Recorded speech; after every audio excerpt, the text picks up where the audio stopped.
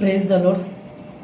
ଆଜିର ବାକ୍ୟ ଜଗତର ସେହି ପ୍ରତ୍ୟେକ ପୁତ୍ରମାନଙ୍କ ପାଇଁ ଦାଉଦ ଯେପରି ଆପଣା ପୁତ୍ର ସଲୋମନକୁ ଆଜ୍ଞା ଦେଇଥିଲେ, ଯଥା ପ୍ରଥମ ବଂଶାବଳୀ 28 ଅଧ୍ୟାୟର 9 ପଦ।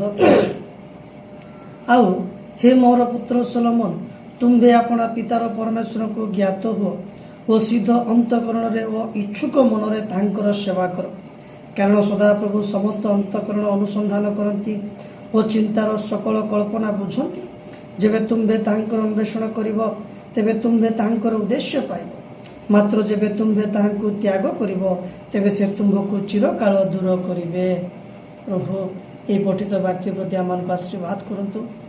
ମୋର ପ୍ରାର୍ଥନା, ପ୍ରତ୍ୟେକ ପିତା ଆପଣା ଆପଣା ପୁତ୍ରମାନଙ୍କୁ ଏହି ଆଜ୍ଞା ଦିଅନ୍ତୁ, ଯଦ୍ୱାରା ପ୍ରତ୍ୟେକ ଯୁବା ମନୁଷ୍ୟମାନେ ପରମେଶ୍ୱର